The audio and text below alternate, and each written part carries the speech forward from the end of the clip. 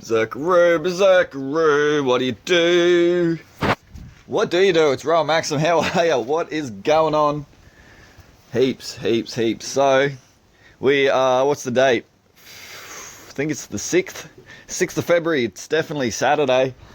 Seeing as it's the first Saturday of the month, the Rockhampton Redhill car meet is on, and I want to take my Troopy, but we're in no state to be going anywhere currently. So what are we doing? It is now, I think, 2:30 p.m. and the car show is like 5:30, 6 o'clock tonight, and I want to take out all of the bearings out of the rods, connecting rod bearings and mains bearings out of the engine. So that means the sump is coming off. You can see I've taken a few of the bolts and I've dropped the oil. 10 litres of oil the old Troopy takes in the 2H diesel, the barrow of diesels. So without further ado, let's get into it. I'll make a couple of videos and I'll join them together with this new app that I have, and then I'll upload it and we'll see, can we make it to the car show in time? Not if I keep playing around here talking to you guys. So we're out of here.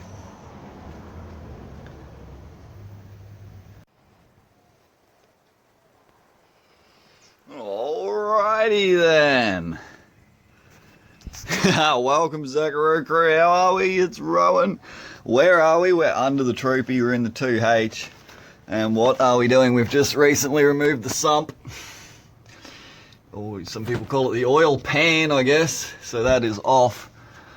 Just pull the rest of that gasket down and discard it. I won't be using a gasket this time, I reckon. I'll just be gluing it directly to the block. But why? Why are we in here?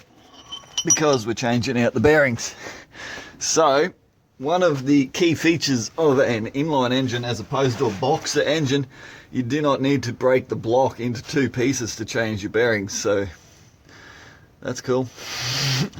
I don't think it's necessarily recommended to change the bearings with the engine in the vehicle, but it's possible, so let's do it. Without further ado, let's crack on. Because if I don't do it, nobody will. So we have here rod bearings, and these are, I already had this, what's going on? Are we still filming? Yep. I already had this engine apart like this before and pulled a few of these bearings out to check the sizes of them, and these being rod bearings, 50 thou over. Sorry, not thous, we're talking mil. Half a mil, 0.50 millimeters. Well, it's kind of undersize, they call it oversize, in that the rod journals have been ground down smaller by half a millimeter than sort of what they come out with from the factory, and so therefore the bearings are thicker, and to compensate it would be 1/4 of a mil each side, but yeah, so half a mil thicker meat on the bearing. So, and then the same for the crank mains journals are 0.25, so 1/4 of a mil. So basically that's what you take off when you recondition an engine. You usually take 1/4 of a mil at a time, so as that you get 4 rebuilds out of your parts before it's 1 mil oversized, and then sort of you just got to get a new one after that. So you would assume that the the mains bearings have been bored down one time, and the rod journals have been bored down or refinished twice, unless there's some other issue going on. Now, only recently I've learned that there is, well, I sort of knew this earlier, there's two kinds of the 2H engine. There's the early and the late. The early has liners, cylinder liners in the bores, and the later is called parent metal, in that the bore surface cylinder wall is the block itself, not a separate piece that slides in there like a liner. Right, so seeing as my car is 1989 model, it should have the late model, last of the 2H. They went to a 1HZ after that in the early 90s. But you can't really see anymore, but I've learned now just the other day the difference being that down here on the side of the block, the smooth side is the early style, and the later has like some more sort of casting sort of reinforcement stuff on there. So it's a bitzer.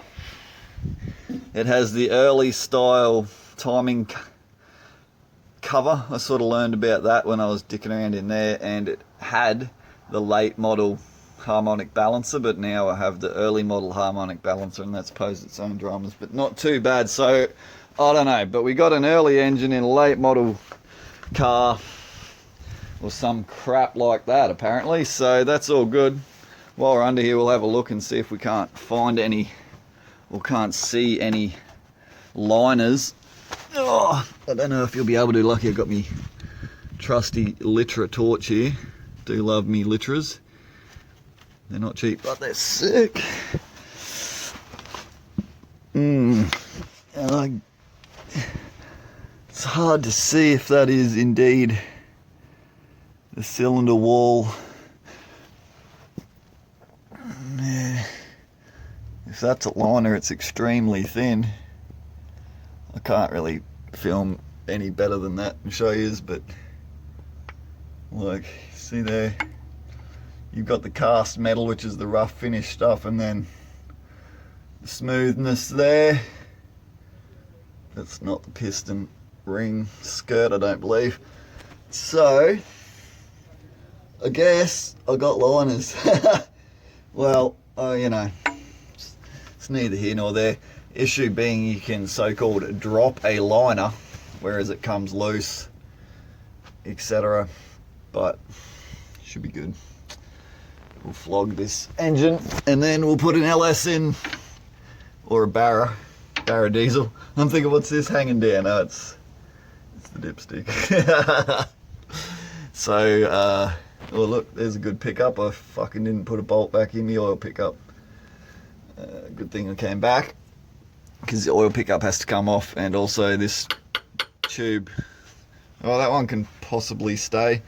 That goes to, that's like the feed line, goes to the filter and stuff like that. So, alright, that's enough of me under here on my back. And let's start pulling out some caps. You can see the camshaft is up in there as well. Where is it? Up in there, look. So we run push rods up to the head. Beautiful. Classic engineering. And then there, the front timing cover is alloy piece. What's going on? Normally it tells me, oh yeah, I've got 48 seconds of recording left. Alright, so we got the bearings out. One of the mains bearings. This is the cap, obviously. Now, I didn't think this through too well. How am I going to get the top half out? I sort of thought I'd just poke at it. It would go and wrap around the journal and come out, and I'd be able to poke the new one in, but that's so far not the case. So I don't know, has anyone done this before? I certainly have not. Don't like Toyotas, I like Subarus. Well, you have to pull the entire block apart on them, but at least you know what you're in for.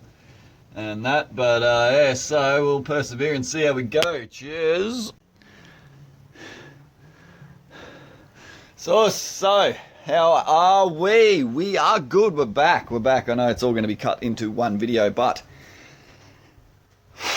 man, I'm filth because I've been lying under my Troopy for the last couple of hours, putting in all of the bearings. Now, went well. So there's nothing really much to say about that. They're in. All of the rod, all of the crank. And that's, so now I just need to clean and degrease the block sealing surface. Put the pickup back in, don't forget the pickup and the bolts for the pickup. Remember pulling apart, there was one bolt not in the pickup, so do that. Clean all of the bolts that hold the sump in there, right here in the dirt. Luckily I didn't get any dirt in there. Did the old line on your back, automotive gynecologist. Inspired and everything. You think like, oh, I shouldn't be doing this, and then to see that Chinese bloke off Facebook, what's his mechanic, Steve, and he's out there and he's in the side of the road in the rain in China, and he's rebuilding trucks and diesel engines, and he's bloody having diesel oil sandwiches for dinner. So that's what's going on. We've got the sump here. Sump in the pickup. I won't go near it because I'm covered in dirt on my back, so I'll clean that. And there you go. You can see the welding that I did for the oil return. AN, is it 10 fitting? -10 fitting for the turbo drain back into the sump there, so that's really good. Everything's awesome. Now, it is 5:30 and I think the car show's at 6, so better get off the phone, stop mucking around, get this shit glued back on and get to the car show, and hopefully we'll have another installment for you once we get there. So cheers Berserkaru crew for tuning in, and we'll see you shortly. Alrighty then, we're back. Here's another update, part of this same video hopefully, and we are done. All the bearings are in, sump is resealed back on there just with Blue Max this time, no gasket, wasn't liking the gasket. And yeah, new filter, sump full of oil, 10 litres, we got the old Penrite, the good oil. And now we're off. We're going to try and make it to the car show, quick shower, and the sun's nearly going down and we're flat out, so we'll see you shortly. Bye bye.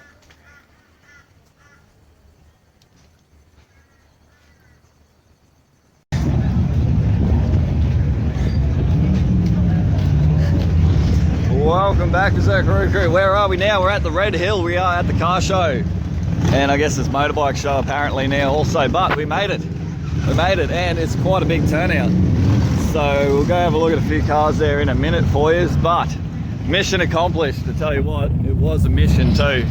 So let's suss out some of the mad rigs. This thing here, coil 47, obviously coil sprung, and tidy rigs. Heaps of 4Bs, didn't realise there was so many. Look at this turbo V8, what a rig. In a short patrol, a nice looking intercooler on the front, half looks like a grill, that's fucking light bars built in. Rig, that thing would rip. So we just snuck over here. Obviously you know my car's not finished, but for a first outing, it's pretty satisfied with it. This lad here with this rig was chatting to us before, and that he's saying he's about to get, he's like, oh, you waiting for paint too? Oh no, I'm not painting mine. He's like, I had to get this tray, tub and that for it, and sick. Another turbo. And this is a very rare car here in Australia, short wheelbase GU Nissan. And there it is, the Toad. What a bloody animal. Stoked we made it. Didn't even get arrested. We got Rozzy in the back, have we? Hello Rozzy, what are you doing? What are you doing? Did we forget to bring a lead? We didn't bring a lead and now you're stuck. And we can't go no walking. So yeah, everything's slapped together. But made it, drives alright. Don't have my gauges plugged in for the boost gauge and all that, so I'm not sure exactly, but we're not here to test and tune it, we're just here to get it out of the driveway. And alright, we'll go suss a couple more cars. People's liking it. This is my very first outing out of the shed for this now. I just did it up, just bought it for $5 grand a couple of months back, slapped the turbo on there and give it a few things. I just put the mains and rod bearings in it today. I reckon this big girl would be the most important one, wouldn't it? Oh, I want that to work, man. I do, but I put the intercooler on the front here, so I've got to work all that out, yeah. But yeah, it would be nice. Yeah, make it can't work, surely. Yeah, needs to, eh? That's alright. It's getting there, it's still not finished, obviously, but... Yeah. More V8 turbos. What a rig. Massive. That's what you want. I'm gonna have to get a V8 now with the intercooler on this rig. Now, I didn't realise there would be so many 4Bs here today. Another Troop. Hey, how's it going? Got the mad pop top. I need a mad pop top. I really wanted to get that pop top one. I went all the way down to Mum's to go check it out, $15,000, but it was rusty as, so I'm really happy with mine after all of that. The body and all that didn't take very much fixing. I know we did them couple of patches and that, but now it's awesome. So it's a pretty decent Subi. The Street Eaters Subaru. This side of the road here is not generally car show people. This black one with the stacks, what a weapon. Go back around the front, suss these out. Oh, how long we got? We got 7 minutes of, what's it called, left. Card. Run into some people here, I'm sure. So 200 in black. Black on black on black. Got a bit of a dodgy Ram. Sorry. Some more sandy torps. So I'm not too sure what my car sounds like driving in here with me power steering pump all flogging out and no brakes and all that stuff. No rear shockies in there still, but survive the drive and arrive alive. It's the main thing. So we'll go check out a few more of these cars, especially for people overseas don't get to see, I guess, the Australian sort of, I don't know, local. It's only local. It's just every month on the first Saturday of the month. People just come hang out here, say g'day. Yeah. Some nice cars. It's the Volkswagens.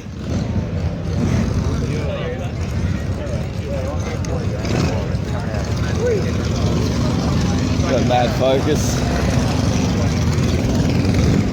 This is the Gangster. The Gainster. Oh, nice. Look at this Mad Monaro over here with the blown. I think this is old mate. He used to have a red Combi, but that is super nice. I want to lick it. And then this Tracy's WRX here. It's got everything on it. All the shiny bits